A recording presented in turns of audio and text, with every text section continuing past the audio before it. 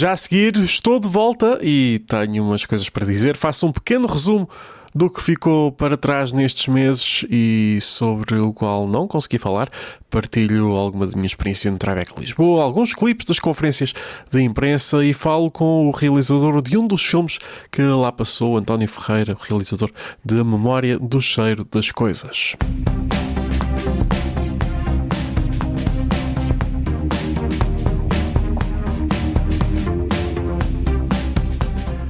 Olá! Já há algum tempo que não fazia isto, uns 10 meses. Há crianças que foram feitas quando parei com o programa que fazia na rádio e que agora estão a causar-vos insónias e sei de quem as tenha feito, por acaso. Peço desculpa se eu era o vosso contraceptivo. Antes que isto fique ainda mais estranho, e para quem não me conhece, mas viu um gajo que não sabe posar para uma fotografia e decidiu, sim, vou ouvir isto, ou mesmo para quem me conhece, cá vai uma introdução rápida. Olá, eu sou o Manuel Reis. Entre blogs, podcasts e rádio falo sobre televisão e cinema desde 2006. Nos podcasts comecei no podcast TV Dependente, no blog com o mesmo nome, até 2015. O blog já não existe, infelizmente. Depois disso fiz 2 podcasts sobre 2 séries da HBO, nunca ligados ao canal. Foram a Cabeça do Ned, sobre Game of Thrones, e As Vozes da Dolores, sobre Westworld. Fiz também umas watch parties para Game of Thrones em que havia gravações do podcast ao vivo, e também fiz uma watch party para o final do Pôr do Sol desde 2019, que falava de cultura pop em língua portuguesa na Epopeia, uma rubrica e podcast na RDP Internacional. E digo falava porque decidi terminar com o programa no início do ano. Não posso dizer que a epopeia tenha terminado da forma como eu gostaria, mas por vezes é preciso tomar estas decisões.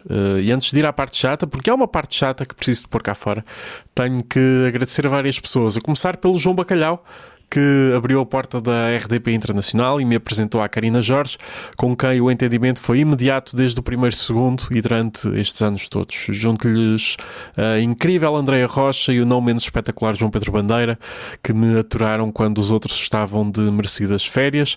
Agradeço também ao João Barreiros pela liberdade total que tive para fazer a rubrica. A única condição que me era imposta era limitar-me ao tema, obviamente, mas podia falar do que quisesse, houvesse ou não envolvimento da RTP, e não o teria feito de outra forma.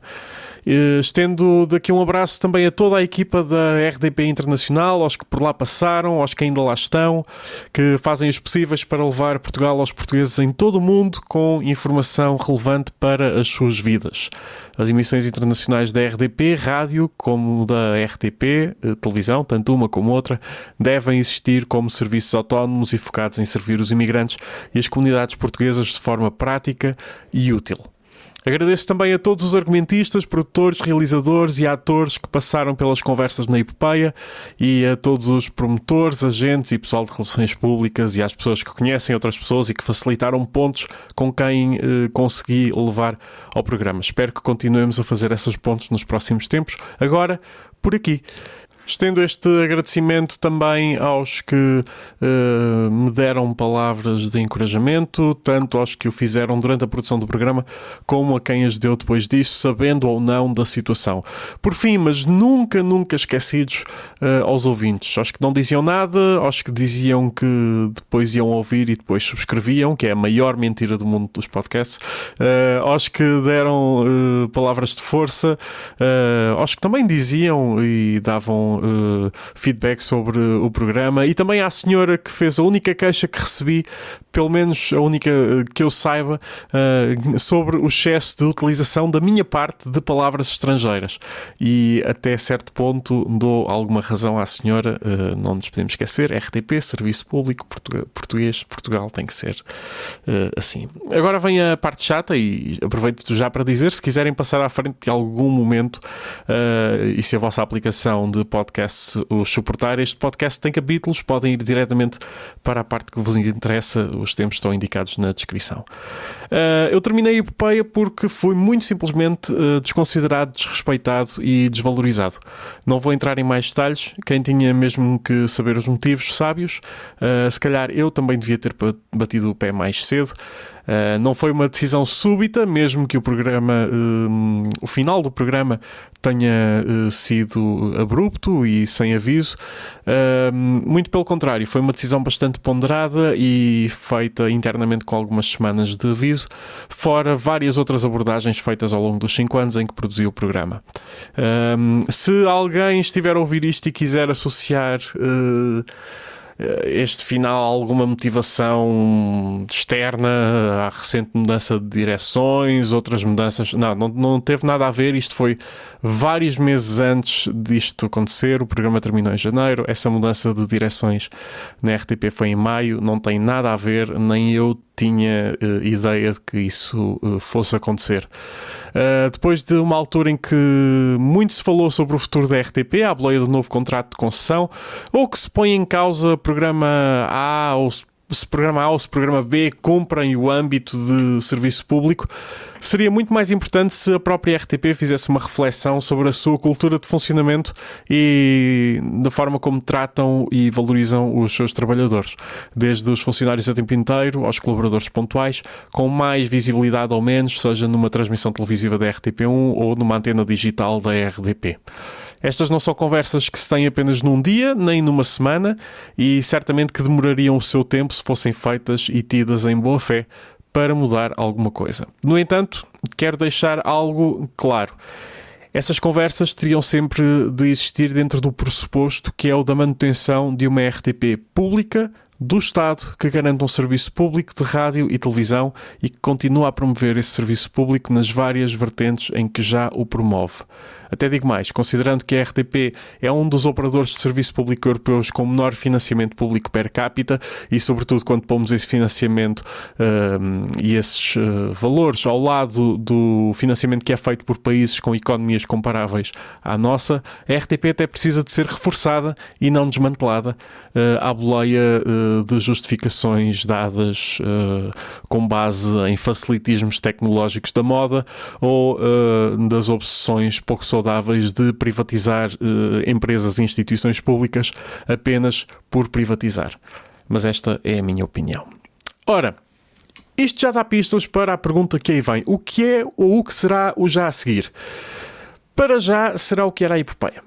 Alguma cultura pop em língua portuguesa, eu quero fazer mais, não implica que não o faça. Quero ter a porta aberta para falar de outros assuntos, sempre nesta interseção dos mídia e da cultura. Séries, obviamente, filmes, certamente, videojogos, podcasts. Se eu achar que se justifica, claro, até wrestling. Se houver uma justificação plausível, vamos a isso. Como fazia na epopeia, se eu entender que existe qualidade num trabalho ou um ponto de conversa positivo, querei trazer a conversa para aqui e tentarei fazer com que vocês se sintam incluídos nela. Há várias coisas que eu não sei. Uma delas é a duração dos episódios. Essa poderá ser mais flexível. A epopeia já era bastante flexível quando justificava. Eram os 10 minutos da rádio em direto, que na verdade eram 15. E muitas vezes, algumas vezes, houve alguns episódios mais extensos, nos 30, 40 minutos, quando essa conversa apresentava justificações. Não sei o dia em que sairão novos episódios, nem o ritmo a que sairão. Para já, às sextas, por vários motivos.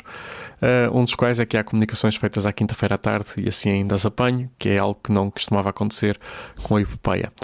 Em princípio também serão episódios semanais. Vamos ver. Não sei se ou quando publico isto em vídeo.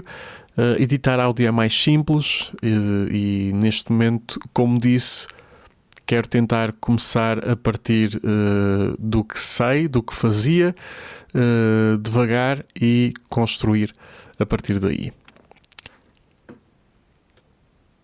Posto isto, é preciso ver o que é que ficou para trás.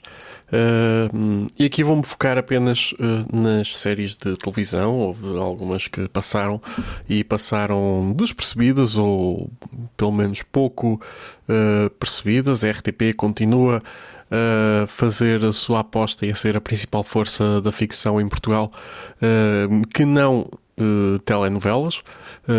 Continua a apoiar diversos filmes, continua a ter séries, não só séries na RTP1, mas também séries exclusivas no RTP Play, que já vão para lá dos projetos do RTP Lab. E já agora a RTP abriu agora uma janela na RTP1 para transmissão de projetos do RTP Lab, que muito merecem esse espaço também. Há ali séries incríveis. O Astro Humano foi, para muitos críticos, uma das grandes séries do ano passado, e é um projeto RTP Lab, é um projeto feito com um baixíssimo orçamento e muito amor e muita vontade. E há uma conversa que tive com o Pedro e o Filipe, os criadores da série, na Epopeia no ano passado. Podem ir ouvir também na RTP Play.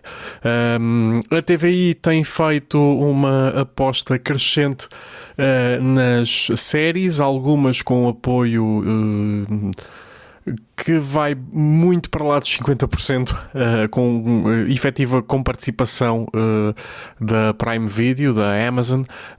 Uma delas foi O Arquiteto, uma série que causou muita polémica quando foi anunciada, mas que tinha, muito sinceramente, bons sinais em relação às pessoas que estavam envolvidas. É uma série escrita pela Patrícia Muller, que normalmente gosta de dar às mulheres um ponto de vista muito firme, gosta de contar as histórias do ponto de vista das mulheres. A série também contava com o Rui Melo, que não é uma pessoa que se envolva em projetos que vangloriam uma pessoa como o Tomás Taveira, e a série também mudou o seu âmbito, deixou de ser uma série sobre Tomás Taveira para ser uma série que é uma obra de ficção, e qualquer semelhança com a realidade era pura coincidência. Passou a ser sobre o arquiteto Tomé Serpa, que não tem nada a ver, e passou a ser sobre um centro comercial em Lisboa que tem 3 torres de utilização mista, que não tem nada a ver com o centro comercial das Amoreiras. Fora isso, o elenco é incrível. Para lá do Rui Melo, temos também a Maria João Pinha, Teresa Tavares e a Paulo Antunes à cabeça, e tem um apoio da APAV que eu, muito sinceramente, questiono. E isso foi o pormenor com que eu fiquei da série. Numa série que confunde tanto realidade com ficção. Apesar da declaração no início, nós sabemos exatamente sobre quem é que é a série e sobre o que é a série, ok? Não... Vá lá. Nós sabemos sobre o que é. Não nos tomem por parvos. Há um momento na série em que... Há vários momentos na série em que falam da fundação da APAV, falam da função dela. No final de cada episódio há um cartão sobre... um cartão com os contactos da APAV, com a linha de apoio à vítima.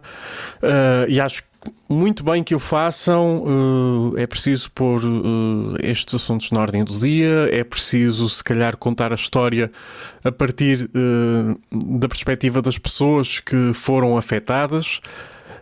No entanto, há um momento na série, isto são spoilers, é a vida, em que é feito um desfalque ao escritório do arquiteto.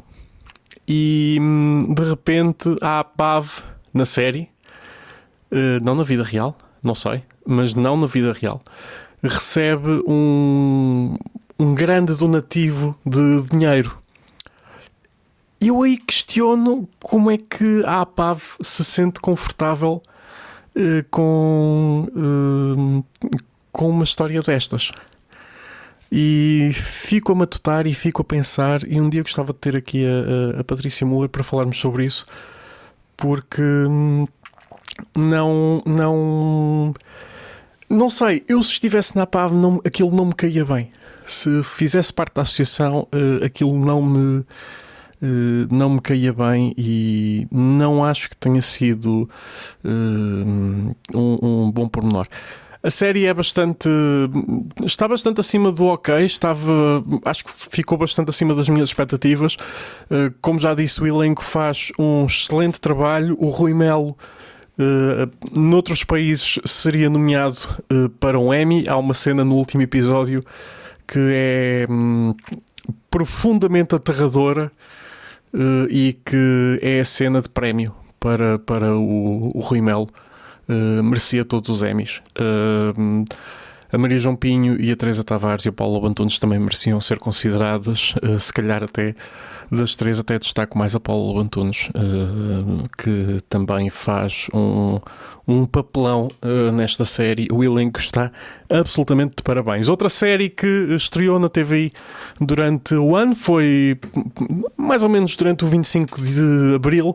Chama-se Mulheres às Armas. É uma série que tem o envolvimento da Patrícia Sequeira, que esteve no projeto das Doce, fez o Erro 404. Tem a Vitória Guerra, a Sara Carinhas, a Silvia Chiola, a Madalena Almeida, excelente elenco também.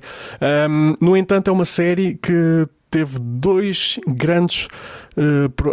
já agora é uma série passada numa fábrica de têxteis. Não é só passada lá, mas sobretudo numa fábrica de têxteis que fazia as fardas para os militares que estavam na guerra colonial.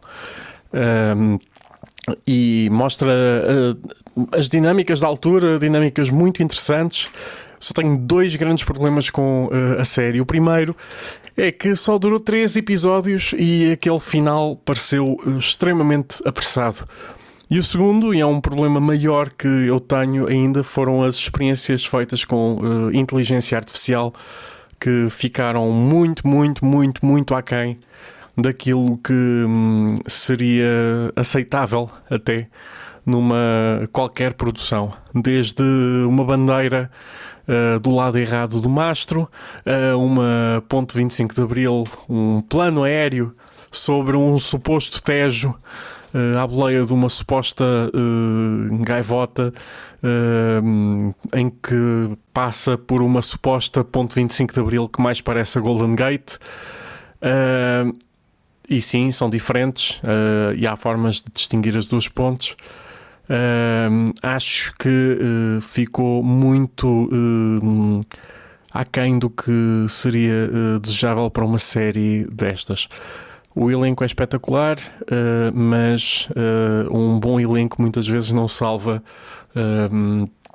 a história, não salva alguns pormenores que acabam por pesar negativamente na avaliação deste projeto. No entanto, nota-se a subida de qualidade da TVI, a aposta. No outro dia disseram que a TVI, a ideia da TVI é ter uma série todos os dias durante e depois ir mudando para uma nova temporada de uma nova série e fazer isto todo o ano a seguir à novela ou a seguir a 2 novelas. Parece uma aposta ambiciosa, arriscada, mas que pode correr muito bem e é muito bem-vindo nesses formatos. É extremamente bem-vindo. A RTP em fevereiro apresentou um projeto que foi o Séries em Série, um evento no São Jorge, em que apresentaram vários episódios de séries que viriam a estrear ao longo do ano. Algumas ainda não estrearam. Houve uma que já estreou na HBO Max com outro título, foi apresentada como Vitória e entretanto estreou com o título O Grito, provavelmente a novela da SIC, que também está na Disney Plus, teve alguma coisa a ver com isso.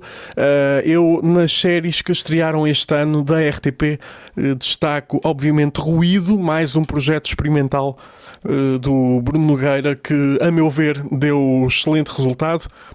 Destaco ainda Ponto Nemo, uma coprodução com Espanha de ficção científica e alguma fantasia. Imaginem um Lost feito à portuguesa com a Sara Matos. É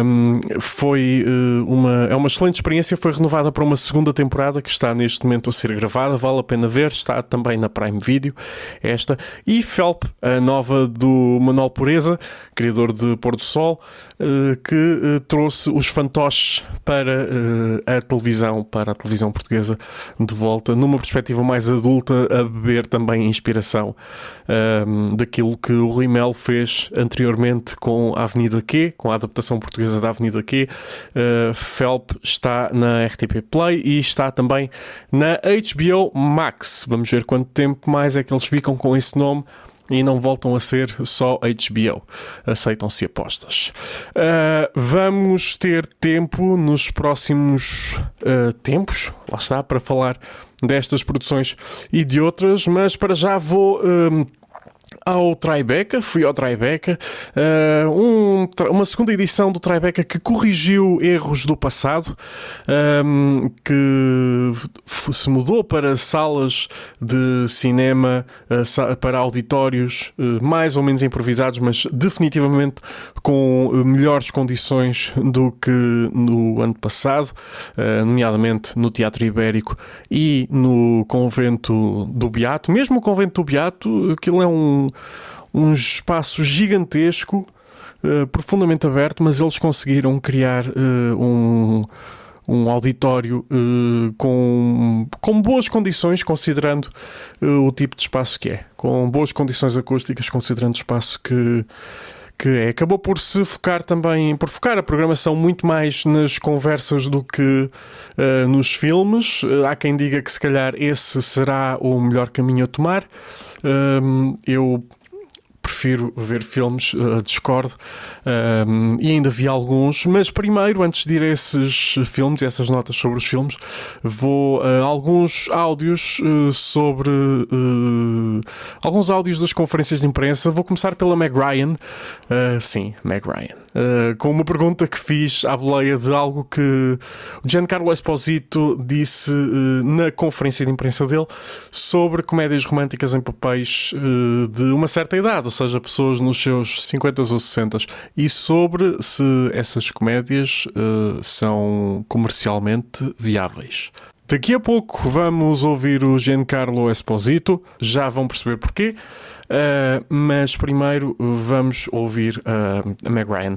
Antes de passar o primeiro clipe, só um pequeno ponto prévio. Na RTP isto teria necessariamente de passar por uma dobragem, isso também só aconteceu uma vez, obrigado Miguel Peixoto. Aqui não tenho essa obrigação de dobrar e também não teria ninguém para o fazer. Mas isso não implica que não possa ter uma tradução, e essa tradução estará disponível na transcrição do episódio, juntamente com a transcrição do áudio original. Vamos então ouvir a Meg Ryan. I think that answer always comes down to, are they commercially viable, right? Like most answers to how things get green light are about that. It's a constraint, and it's also a fact. I was thinking about something you just said in the beginning of that question, but I guess if you're asking me if I'm going to do another one, I know what I was going to say. Hold on. I feel like I listen to things sometimes. I listen to certain podcasts or whatever, and you just get this feeling that rom-coms are the backwater of, in some way, like. And I really don't feel that way. I have so much respect for that genre and how specific it is, and how it's just such a fine line to walk. It is, and all these different genres have different sets of audience expectations that they satisfy. And I don't know, I'm really proud. I've done like 40 movies, and maybe 8 of them were rom-coms, and those seem to be the ones that people remember, and I really am proud of that. So for example, it's completely different. Yeah. It's different from every single. Yeah, and that was, of course, Nora Ephron's brilliance, and you being able to use the genre as a way, like a social commentary. She was really of her time, and of, she was also timeless. Ali a meio, se não perceberam, perguntei sobre o Sleepless in Seattle, conhecido por cá como Sintonia do Amor. Filmaço. Um outro filme que eu também acho muito giro, mas que foi arrasado pela crítica e pelo público quando saiu, foi As Aventuras de Rocky Bullwinkle, uma adaptação de 1999 da série de animação de Jay Ward, produzido pelos criadores do Tribeca, do Festival Tribeca em Nova York, Robert De Niro e Jane Rosenthal. Eu aproveitei que Piper Perabo, que protagonizou esse filme quando era muito nova, pouco antes da estreia do Coyote Bar, de Coyote Ugly, eu perguntei-lhe como é que é ser jovem, estar a afirmar-se e ter que lidar com estas críticas e com o arrasar de que o filme foi, no meu entender, injustamente vítima na altura. There are two sides of the movie business. One is the creative process, and one is the economic side. And in some ways, you are responsible to fulfill your creative obligation to the fullest extent. So, as a way of showing your responsibility to the trust and the money that people put behind your work. But really, and I take that very seriously, and I do my work, and I show up on time, and I show up for all my press, and I support the films and television shows that I work on in the theater. Because I believe that's part of the responsibility of being hired as an actor. But that's a little bit where it ends.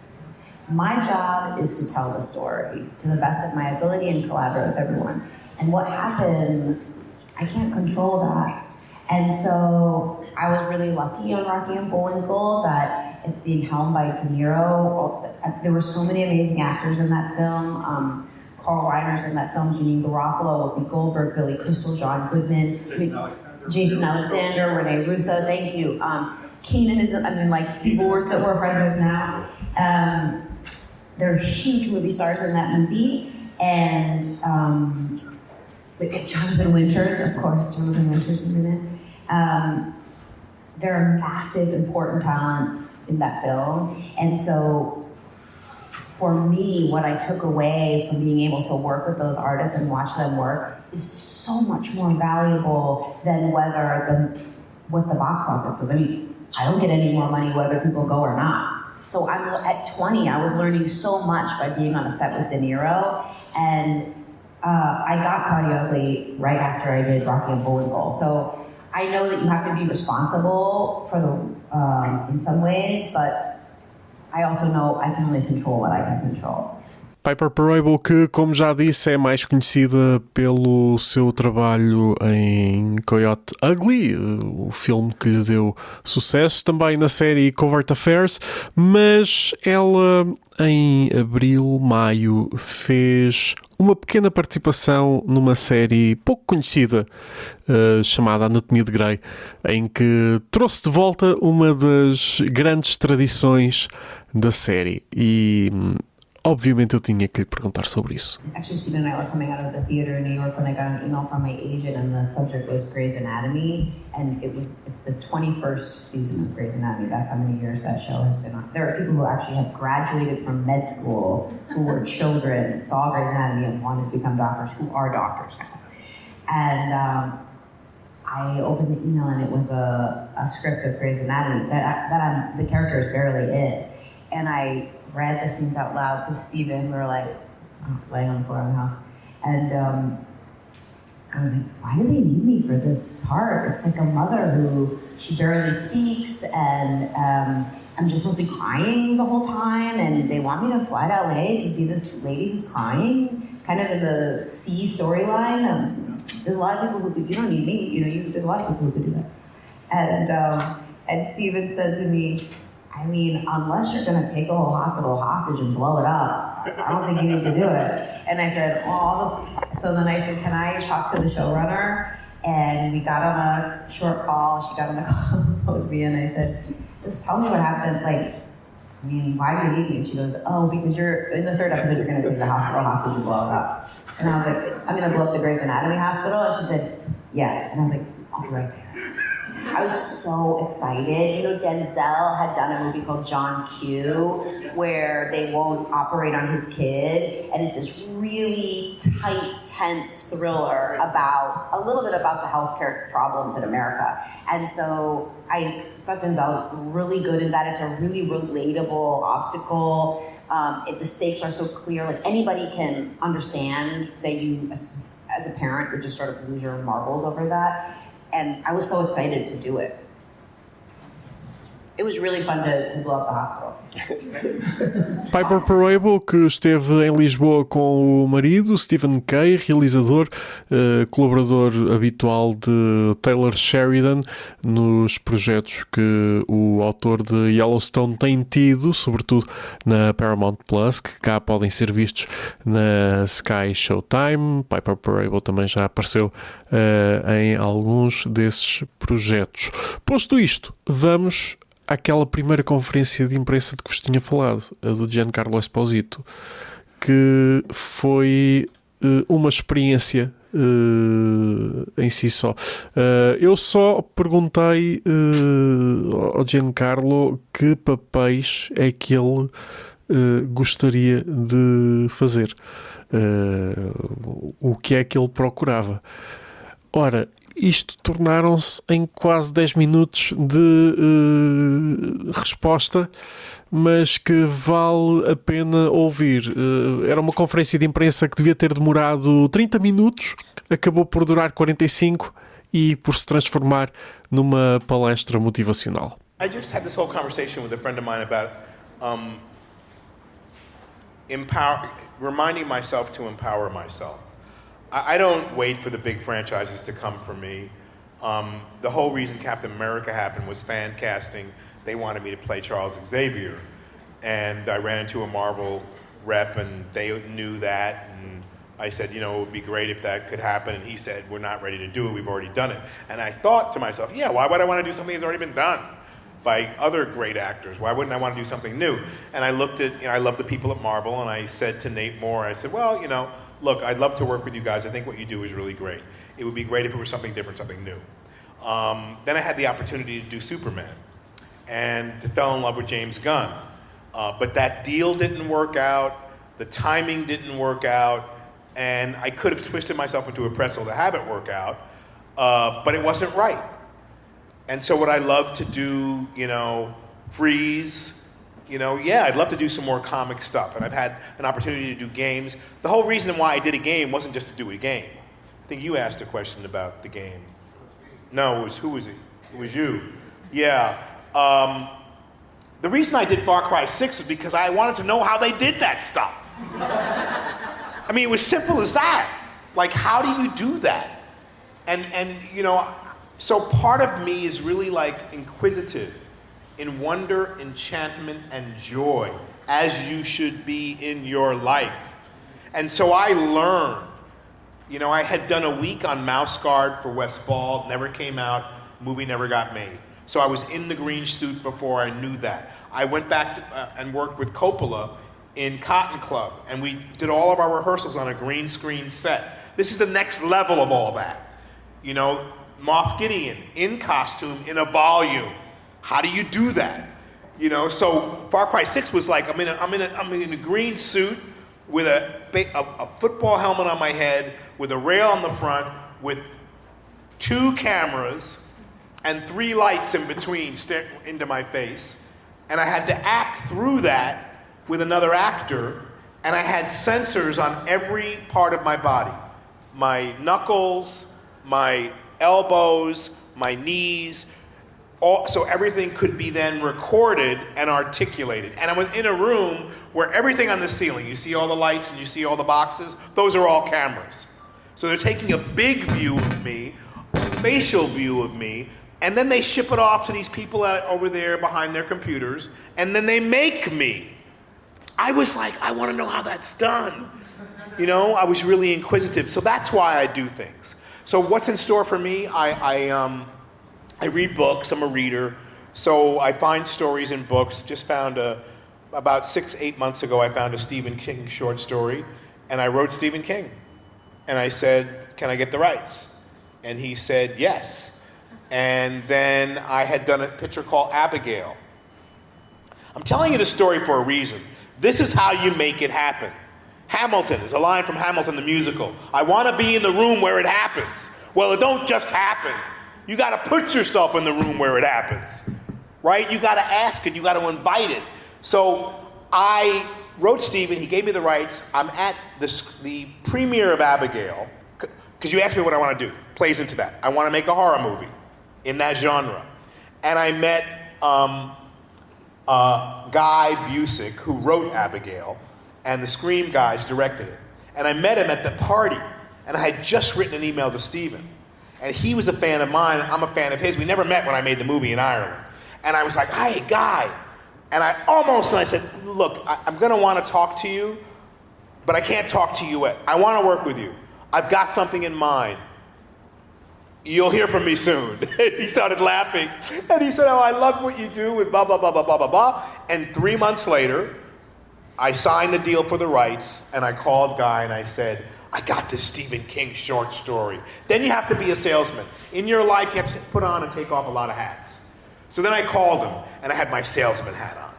I said, Guy, I really love this. I really want you to write it. Why don't you read the story and let's talk? Turns out he had worked with Stephen King years ago. I had worked with Stephen King years ago. Stephen was a big fan of Gustavo and Breaking Bad, and it was seamless. So then we started working together for 6 months and took this short story and started to talk about how we'd make it into a film. And then we started to pitch it to studios, and we pitched it, Perseverance plays into this, 10 times, didn't sell it. Finally, we sold it, and Steven has approved us. And as soon as Guy's contract is signed, which is just about signed, we will start to collaborate on the ideas to make it into a feature film. So that's one thing. I want to do an action picture. So I've been buffing up, and I really am still physical. So I want to take advantage of that and do that. I want to do a romantic comedy. So I'm talking to a writer about that. Because when do you experience romantic comedies that have someone of a certain age? Now I'm 6 years old, so I'm really still young. But when people who, look, I've been married and divorced, I have 4 children. So, but yeah, does that mean I can't have love in my life? No, it doesn't. And so because of the yearning for that partnership, I've thought, oh, there's a story there about how do you find that again?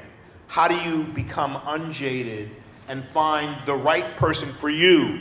It's different than it was when you were 20. It's different when it was when you were 30. You know, you're looking for something a little bit that's more of a match. And so a romantic comedy's in store. And then I have a graphic novel. Had an idea, because I'm half Italian, born in Copenhagen, raised in Italy. I had a hitman idea because I love that genre. I love Matteo Garrone. I love Gomorrah. And I'm Italian. So I was able to have an idea about a hitman in Italy who's from the States, who's a mixed race person. And I sold it, salesman hat, to Simon & Schuster. And they optioned it. And I got a writer, and I got a really wonderful artist, and we have a graphic novel, which is going to the publisher next week. So we decided that we're going to do the graphic novel and then turn the graphic novel into a film of which I will star in.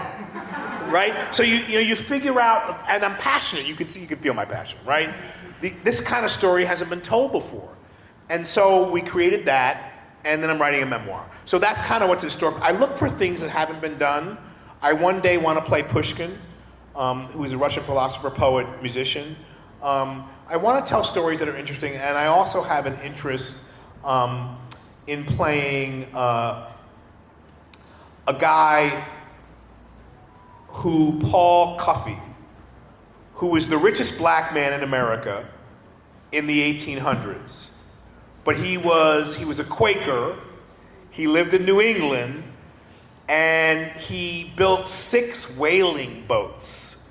And he was a master whaler. And he was a free man.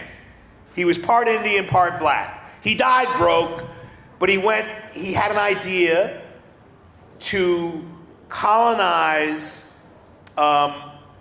Africa with black people from America because they were slaves. Not that story, but a part of Africa. And his story is kind of amazing. He eventually gave up on that idea, but he was free on the water as a whaler, as a sailor, but he was industrious. He would go out, and all the white sailors, the whalers were jealous. Whale oil, by the way, was like oil. It's what lit the world.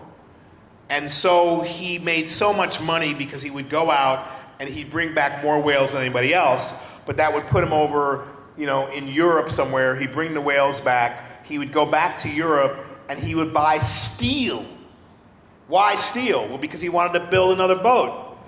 And so he would take chickens over and animals over, buy metal, come back and make his own boat. The guy was a genius. But stories like that I think are interesting. Eu bem disse que isto ia valer a pena. Se algum dia fizer um Patreon, vou lá meter os 45 minutos desta conferência de imprensa na íntegra. É realmente um momento que os presentes, eu incluído, vão guardar para o resto da vida. Mesmo com a vertente das conversas, o Tribeca não deixa de dizer que é um festival de cinema, pelo que ainda deu para ir ver alguns filmes. É altamente improvável que surja em conversa nos Oscars, mas podia. If I Had Legs I'd Kick You, de Mary Bronstein, deu a Rose Byrne o Urso de Prata de melhor performance no Festival de Berlim, numa excelente demonstração das dificuldades de ser mãe. O filme também contou com a estreia de Conan O'Brien como ator dramático. Está ok. O filme tem estreia marcada em Portugal para fevereiro de 2026. Vejam, vão ver. Outro dos filmes que passou por lá foi Match, o primeiro filme de Duarte Neves, produzido pelo Ruben Alves, o realizador da Gaiola Dourada, sobre um ator de novelas que se refugia no sexo para lidar com os problemas da sua vida. Eu juro que este filme, Match, é das coisas mais loucas que vi numa sala de cinema nos últimos anos. No final da sessão, o Teatro Ibérico estava todo a tentar processar o que tinha acabado de ver, ainda durante a conversa após o filme. É um filme que ainda não tem data de estreia, mas que poderá fazer algum barulho, poderá gerar alguma controvérsia quando vier a estrear, e espero bem que estreie, porque, como disse, ainda hoje também penso nesse filme de fogo. Aquilo foi mesmo louco. Um filme que já estreou nas salas foi A Memória do Cheiro das Coisas. Estreou no início de novembro no circuito comercial. O filme também passou no Tribeca e conta-nos a história de um antigo combatente na guerra colonial que vai para um lar de idosos e passa a ser acompanhado por uma funcionária afrodescendente. Tem tudo para correr bem.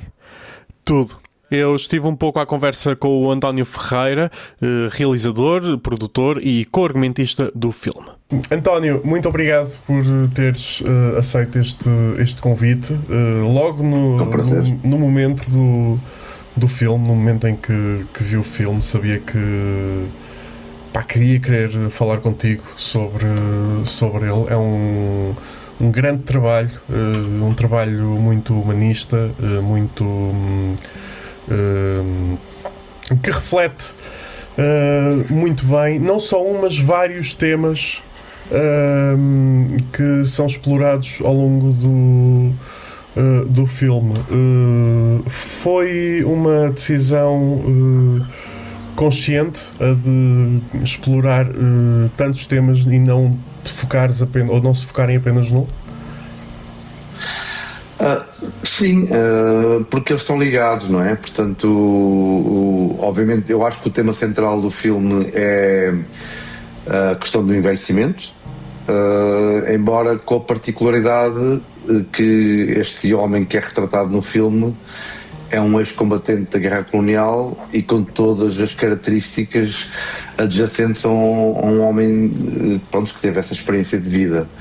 E e fazia parte, enfim, do conflito central do filme, e era isso também que eu queria abordar. O que é que acontece a um homem destes, que é educado, cresce com esta mentalidade salazarista, né, em que olhávamos para as ex-colónias como parte de Portugal, né? Como aliás um dos temas que eu usei no filme, que é o Angola é Nosso, que era uma ferramenta de propaganda do regime, era usada massivamente, diariamente na rádio portuguesa, para ir mentalizando a população que aquilo era uma guerra justa, né? Que Angola é nossa, Angola é Portugal, etc. E o que acontece a um homem desses, quando agora mais velho, vulnerável, a precisar de ajuda, quem está lá para o ajudar é uma mulher negra. Portanto, isso não é um facto irrelevante. E pronto, e a ideia era abordar, através desta perspectiva do envelhecimento e desta fase de final de vida, abordar também toda esta questão do racismo estrutural, desta geração que está a desaparecer.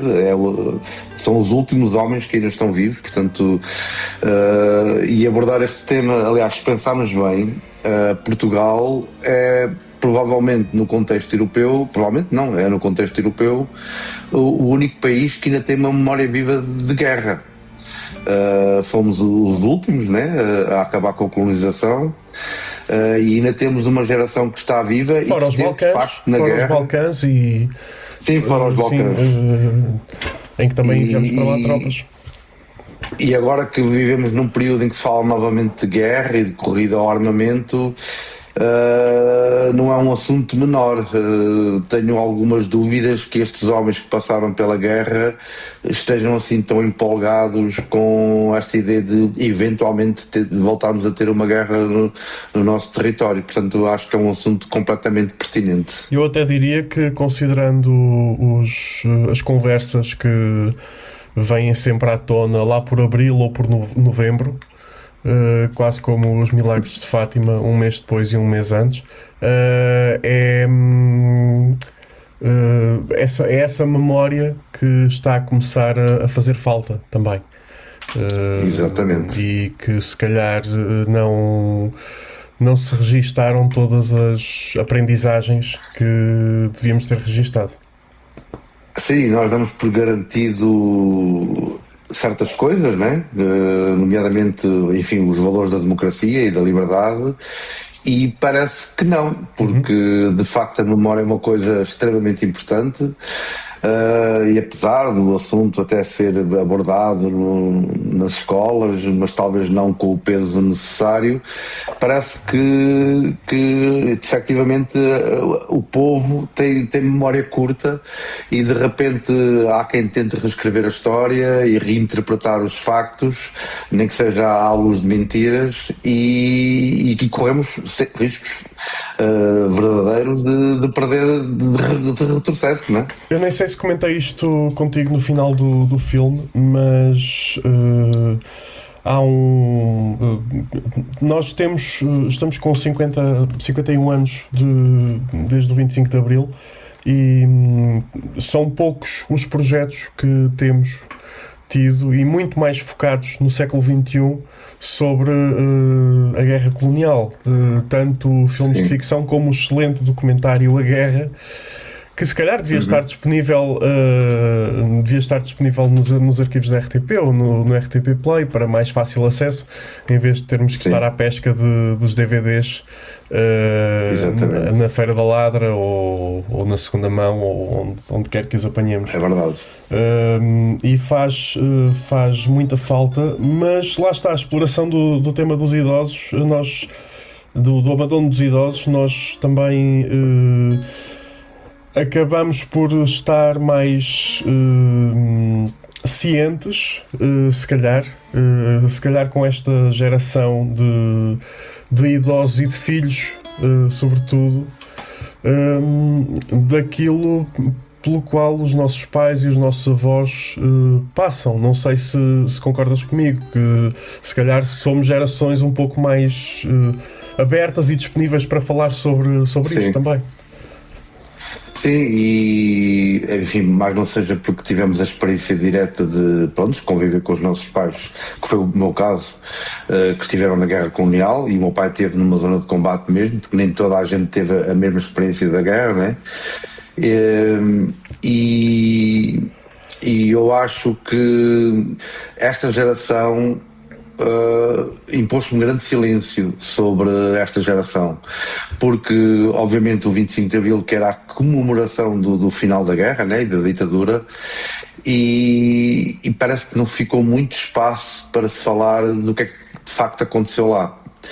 Eu posso falar, por exemplo, do caso do meu pai. Ele raramente falou sobre isso no específico, sobre coisas que aconteceram lá. Aquilo que nós fizemos durante a pesquisa, de falar com os combatentes, fomos a ligas, falámos com os psicólogos que os acompanham. Foi muito difícil conseguir retirar a informação? Não, até há uma vontade de falar agora. Embora foi curioso constatarmos, por exemplo, que quando falávamos com os ex-combatentes diretamente, o que eles falavam era uma coisa, e depois quando falávamos com a psicóloga, por exemplo, que falava, pronto, que os acompanhava, a versão era um bocadinho diferente, nomeadamente, por exemplo, a questão do racismo. Que eles diziam, não somos nada racistas, nada contra, não é? E depois quando falávamos com a psicóloga, bom, isso não é, a gente até confrontava, a gente ouviu isto e isto, o que é que houve na intimidade? E depois, claro, que o que ela dizia não era exatamente o mesmo. E isto são questões que só se resolvem falando abertamente, enfim. Faz parte do passado, não é um passado assim tão distante, mas não deixa de ser passado, e talvez acho que eles sentem falta de espaço para poder falar abertamente disto sem que a gente lhes aponte o dedo. E talvez por isso o silêncio. E, por exemplo, uma questão curiosa, que nós depois até acabamos por incluir isso no filme, sobre esta questão do racismo. Obviamente o negro era caracterizado como um inimigo, né? Não se preparam homens para a guerra predispostos a matar, sem a desumanização do outro, né? Nomeadamente do negro, que é o terrorista, o turra, o assassino, etc. Porque só assim é que um homem, perante uma situação de combate, aperta o gatilho sem hesitação. Mas, por exemplo, com as mulheres já era diferente. Havia toda uma erotização da mulher. E pronto, isto foi uma coisa, por exemplo, que foi confirmada. Por exemplo, eu tive longas conversas com a Mina Andala, que fez o papel de Hermínia, e ela disse, eu sempre que entrava num táxi onde era um ex-combatente, eu ouvia logo o comentário dizendo, eu estive em Angola, eu deixei lá um mulatinho, esse tipo de comentários sexualizados, etc. Portanto, a discussão é difícil, continua-se simplesmente a negar que há um racismo estrutural, e as pessoas nem percebem que isto foram décadas de mentalização, de literalmente lavagem cerebral, à escala do país inteiro, e que isso não desaparece de um dia para o outro. Portanto, e como eu vejo muitas vezes esta nova velha extrema-direita a querer reescrever a história, que põe as coisas num certo tema, lá estamos nós a mandar-nos para baixo. Não tem nada a ver uma coisa com a outra. São factos que aconteceram. Reconhecer o passado. Reconhecer, e às vezes o simples facto de reconhecer é um ato de apaziguamento. E aliás, eu sinto isso muito por parte das pessoas, das nossas ex-colónias. Às vezes o que elas querem simplesmente é um reconhecimento que isso aconteceu. E só isso é um grande passo em frente para apaziguar essas velhas feridas. Na verdade, é tão simples ou tão complexo quanto isso. Porque talvez nesse momento essas pessoas se sintam vistas e reconhecidas do sofrimento e a agressão brutal pela qual passaram. Ainda bem que já referiste a Mina, porque queria trazê-la para cima da conversa, a Mina e o Zé Martins, porque estamos aqui com duas performances absolutamente incríveis. O Zé Martins chegou a ganhar o prémio no Festival de Hong Kong, se não estou em erro. Não, de Xangai. Xangai, de melhor ator. Que diga-se, é a primeira vez que um ator português ganha um prémio no Festival de Classe A, porque é um festival gigante que está ao nível de Cannes, Veneza, essas coisas. É a primeira vez que um autor português ganha um prémio desses. Ele que foi uma coisa mesmo espetacular. E acredito que naturalmente estejas profundamente orgulhoso da performance de ambos. Eu, pelo menos, como espectador, fico muito feliz e acho que nunca tinha visto um papel deste tipo ou dentro neste âmbito tão bem interpretado, sobretudo o Zé está. Sim, aliás, a Mina ganhou agora nos Caminhos do Cinema Português o prémio de melhor atriz. E Okay, sim, ó, é assim, eu faço castings longos porque os atores são a carne e o osso dos meus personagens. Uma coisa é nós estamos na nossa intimidade sozinhos a escrever um argumento e imaginar diálogos. Outra coisa é depois quando chegamos à rodagem e ter essas palavras na boca de um ator ou de uma atriz. E então eu faço processos bastante longos de casting, porque sei que vou ter que conviver com eles muitas semanas, muitas horas, muitas vezes sob stress. E que se aquilo não houver uma fusão mais ou menos perfeita e verdadeira entre aquilo que foi imaginado e depois aquilo que eles me conseguem dar, não funciona. Pronto, eu faço um cinema de proximidade, eu costumo dizer que faço o cinema dos afetos, eu trato com carinho os meus personagens, não os julgo, mesmo quando eles são personagens detestáveis, como muitas vezes é o Arménio no filme, que é um indivíduo racista, irascível, que maltrata o filho, mas ainda assim ele é tratado, enfim, com humanidade, com honestidade. Lá está, é que tu ofereces esse contexto também para a personalidade dele ser assim, e muitas vezes não vemos essa dualidade dos personagens, só vemos personagens completamente unilaterais, só vemos personagens uniformes que não têm essa profundidade. Sim, porque eu acho que nós não somos a preto e branco, não somos maniqueístas, todas as pessoas têm um lado bom e um lado mau.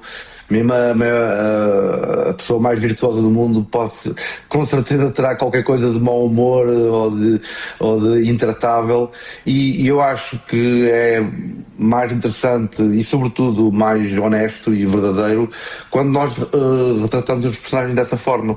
Portanto, todos eles têm lados bons e lados maus, e é isso que os torna humanos. E foi isso que eu quis mostrar exatamente, por exemplo, nomeadamente com o personagem o Arménio, né? Portanto, que a gente apontaria facilmente o dedo como o homem reacionário fascista. Mas eu quero também perceber porque é que ele é assim, que as coisas não acontecem por acaso, né? Porque é que nós temos uma quantidade tão grande de homens nessa geração com esse tipo de comportamento? Porque cresceram nessa mentalidade. Nós temos que ter consciente que foram mobilizados para a guerra 80% dos nossos jovens, portanto não, é uma geração inteira. Foram cerca de 80 mil, se não me engano, que foram mobilizados. Portanto, e o que aconteceu a essas pessoas que foram mentalizadas para olhar o negro como um inimigo, como uma ameaça, etc, e depois a guerra acaba, há uma revolução e tipo volta lá para a tua terra e desenvencilha-te, e nunca ninguém conversou com eles sobre nada. O país mudou radicalmente em 50 anos, né? O negro hoje tem uma posição completamente diferente na nossa sociedade, é o professor, é o apresentador do telejornal, é o namorado da filha, e estes homens se calhar cristalizaram com essa mentalidade lá de trás, e isso tem que ser olhado frontalmente, sem apontar dedos, que foi isso que eu tentei fazer, tipo, sem pôr uns de um lado outros do outro, e olharmos para eles, tentar compreendê-los, e acho que é essa reflexão que nos faz um pouco falta. Enfim, acho que estamos num momento particularmente sensível, de convulsão na nossa sociedade, né, em que estamos entrincheirados, cada um do seu lado, a apontar o dedo para o outro, e pronto, e se continuamos com este percurso, vamos desatar todos à batatada, quer dizer, já não falta muito, já tem acontecido. E eu queria um pouco desentrincheirar as posições e pôr-nos a olhar de um lado para o outro, que é o que acontece no filme, ao fim e ao cabo. Aquele homem agora idoso, vulnerável, a precisar de ajuda, é obrigado a lidar com aquela mulher negra, e ela que evitaria sempre o contacto com aqueles ex-combatentes que só mandam bocas poleiras, porque trabalha ali, porque ele é mais um utente do lar, também tem que lidar com ele. E acabam por estabelecer contacto, conversar, dizer as coisas mais íntimas, e é nesse momento que nós conseguimos ver o outro, e que não quer dizer que concordemos, pelo menos somos capazes de vê-lo e entendê-lo um pouco melhor, a outra parte. E quem sabe estabelecer-se um laço. Foi isso que eu pretendi fazer com o filme. Bom, o nosso tempo está a terminar. O filme já estreou no circuito comercial. Não consegui falar contigo a tempo nessa altura. Entretanto, já esteve também nos caminhos do cinema português, como já referiste, em Coimbra. Onde é que as pessoas poderão ver o filme agora durante dezembro, janeiro?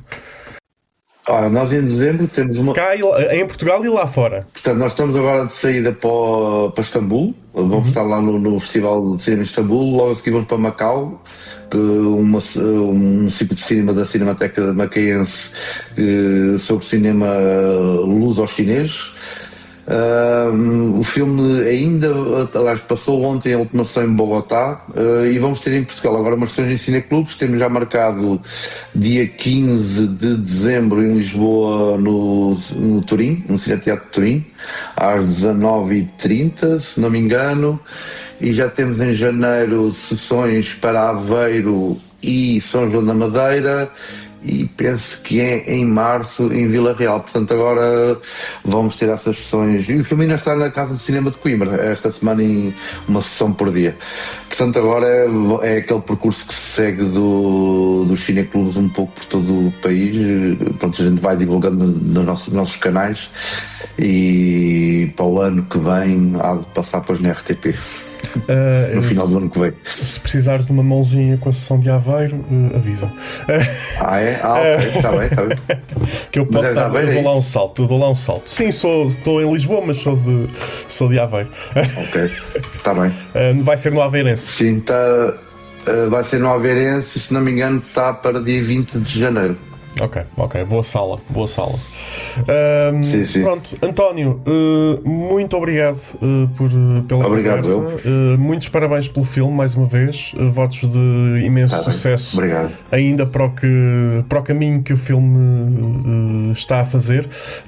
Próximos projetos, ainda estás focado neste e na distribuição e na mostra deste, ou já estás a planear? Sim, eu agora estou a retornar ao processo de escrita de um próximo projeto que, se tudo correr bem, até conseguirei filmar no ano que vem, mas que, pronto, enfim, o tempo passa, os projetos são sempre demorados. Entre a primeira escrita e o aproximar da rodagem passa-se algum tempo, bastante tempo normalmente, então mudam as ideias também, não é? Ou melhor, a gente reajusta as ideias. E então estou a voltar, agora que está a passar a azáfama da estreia, estou a voltar ao processo de escrita, que é sempre um processo longo e demorado. Para mim o mais difícil de todos. Não é? É sempre. Sim. É sempre mais não, chato. não há nada mais tenebroso que uma página em branco. Neste caso já não está em branco, mas enfim, agora surgiram ideias novas, e obviamente também quando fazes um filme percebes melhor o que é que funcionou, o que é que não funcionou, e depois tens o retorno das pessoas, dos espectadores, e a ideia agora é voltar à escrita, reajustar e partir para o próximo. Acho que o mais chato às vezes é mesmo estarmos a tirar a coisa, quase que estarmos a arrancar a nossa alma para pôr em palavras. Acho que isso é o mais complicado. Sim. Às vezes. Mas sim, pronto. E antecipar que, pronto, tens que imaginar como é que vai ficar no ecrã, enfim, não é fácil. Sim. Pronto, António, mais uma vez, muitíssimo obrigado. Até à próxima. Obrigado, Manuel. A Memória do Cheiro das Coisas, filme de António Ferreira com José Martins e Mina Andala, está então ainda nos cinemas em Coimbra e está a fazer tanto o circuito dos cineclubes um pouco por todo o país, e muito precisamos deles, como também o circuito de alguns festivais internacionais, toda a sorte do mundo para eles. É um excelente filme, merece ser visto e se calhar ainda vamos falar dele quando surgirem as nomeações para os prémios FIA. Já agora, podem ter reparado, durante a entrevista passámos alguns excertos da banda sonora original do filme, de Luís Pedro Madeira, que o António gentilmente cedeu para este podcast. Está feito por hoje, foi muito mais longo do que eu esperava, muito mais longo do que se calhar vocês também esperavam. Tenho que agradecer a quem está desse lado e a quem teve paciência para ouvir tudo ou mesmo partes, não se envergonhem, não há que ter vergonha nisso. Apresentação, edição, produção, sonoplastia, montagem, imagem de capa, sabe-se lá como, tudo feito por mim, Manuel Reis. Quando houver outras pessoas para dividir o trabalho, certamente que estarão aqui presentes nesta espécie de ficha técnica. Eu volto no próximo episódio, que não é para a semana. Parece que o segundo episódio já está disponível. Ninguém me tinha dito isto, mas parece que sim. Por isso, subscrevam o podcast onde quer que ouçam os vossos podcasts e podem já ouvir o segundo episódio, que começa apropriadamente já a seguir.